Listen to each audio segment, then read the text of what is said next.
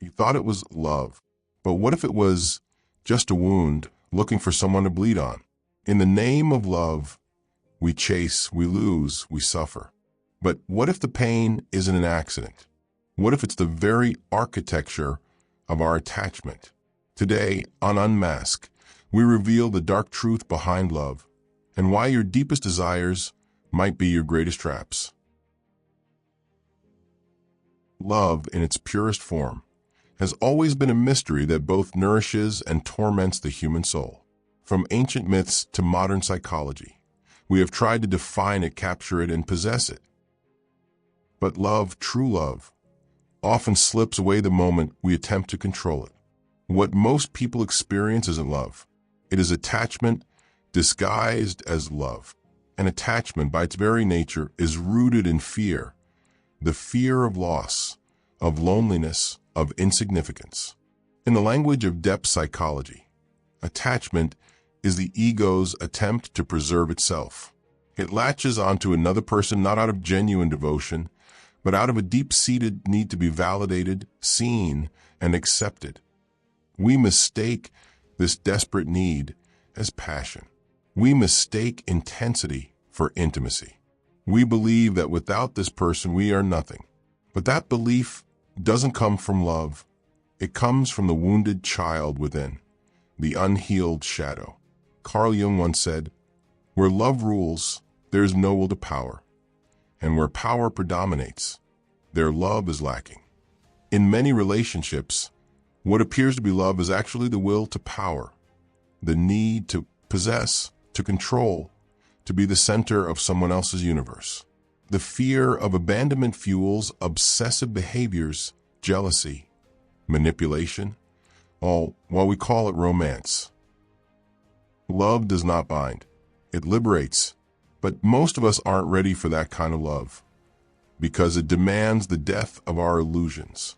It requires that we let go of ownership, expectation, and dependency. It asks us to stand alone before we can truly stand beside someone. And this terrifying solitude is what we often run from. So we chase attachment and call it love.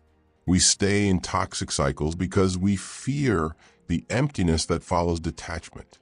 But it's in that very emptiness, that silence, where true love might begin to whisper. To understand the psychology of attachment, we must travel back, not to our first love, but to our first caregiver. Attachment theory, as introduced by John Bowlby, suggests that our earliest relationships form the blueprint for how we connect or fail to connect with others throughout life. Imagine an infant vulnerable, dependent, and entirely at the mercy of those who care for them. When the child's cries are met with comfort, when their needs are consistently acknowledged, a secure attachment forms. But when those cries are ignored, minimized, or inconsistently answered, something else happens. A belief is born that love is conditional, that closeness is dangerous, that I must earn affection or suppress my needs to stay connected. This early dynamic does not vanish with time. It mutates. As adults, we replay these childhood scripts unconsciously. The avoidant adult who pushes others away isn't cold. They're protecting themselves from the pain of expected rejection. The anxious partner who clings and panics at distance isn't needy. They're reliving the fear of abandonment from long ago. We don't fall in love with people. We fall into patterns.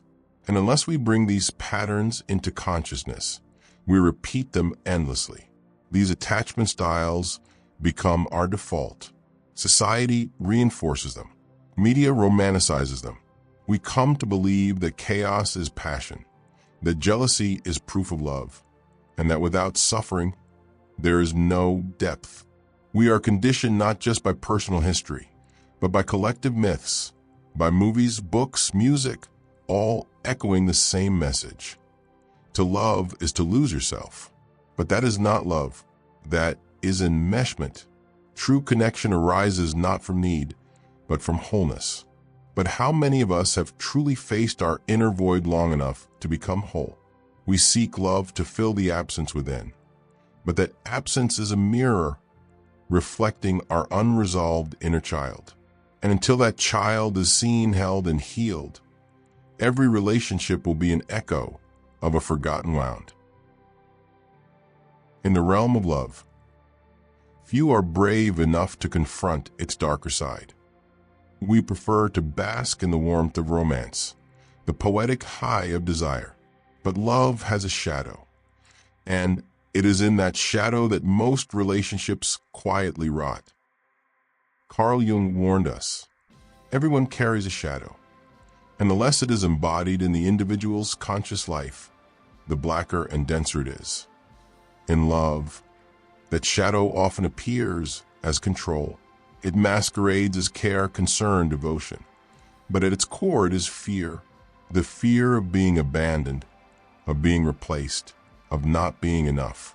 So we try to bind the other. We set rules, expectations, ultimatums. We confuse possessiveness for protection. But love that imprisons is not love. It is fear dressed in silk. In many relationships, especially those labeled as intense or passionate, manipulation quietly thrives. Silent treatments, emotional blackmail, codependency, all tactics of the ego to maintain dominance, to ensure survival. We don't want to lose the other person, not because of who they are, but because of who we believe we are when they are around. They become a mirror reflecting our worth. Without them, we fear we are nothing, and so we control to avoid confronting our emptiness. But control is an illusion. No matter how tightly you grip, people change, drift, and sometimes disappear. The tighter the hold, the quicker love suffocates. The paradox of love is this: it requires surrender, not domination. It asks for vulnerability, not strategy. Yet our shadow fears vulnerability most. To love without guarantee, to show your soul and risk rejection. This is the ultimate courage. Most of us are not taught how to do this. We are taught how to win someone, how to keep someone, but not how to truly see someone or be seen. To love consciously, we must meet our shadow. We must witness the parts of us that love not to give, but to receive, not to share joy, but to avoid pain. Only then can we begin to relate, not from fear, but from freedom. There is a strange and beautiful moment in the process of healing. A moment when what used to devastate you becomes distant, almost quiet. This is the beginning of detachment. Not the cold, emotionless detachment of the avoidant, but the conscious, compassionate detachment of someone who has finally come home to themselves. In-depth psychology. Healing begins with integration, the merging of the conscious and unconscious self. When we bring awareness to our patterns, our shadow, our attachment wounds, we begin to see clearly. We no longer confuse anxiety with connection. We no longer romanticize chaos. We begin to choose differently, not from fear, but from alignment. Detachment is not the absence of love. It is the absence of control. It is saying, I love you and I release you. It is allowing someone to be who they are without needing them to validate who you are. This level of love is rare because it requires you to be whole, not perfect, whole. To get there, we must face our emptiness. We must sit with the silence we've tried to fill with others. We must grieve not just lost relationships, but the illusions we carried about what love should be.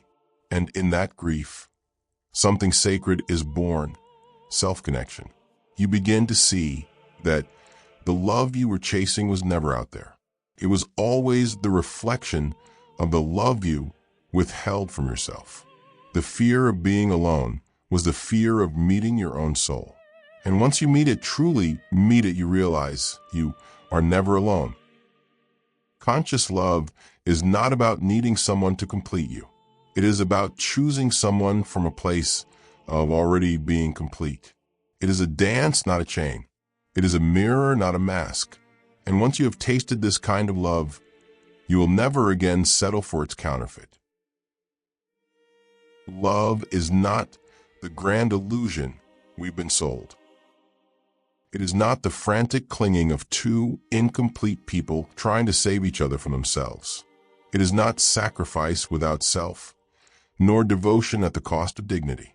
Love, when seen through the lens of depth psychology and timeless philosophy, is the courageous act of seeing and being seen fully.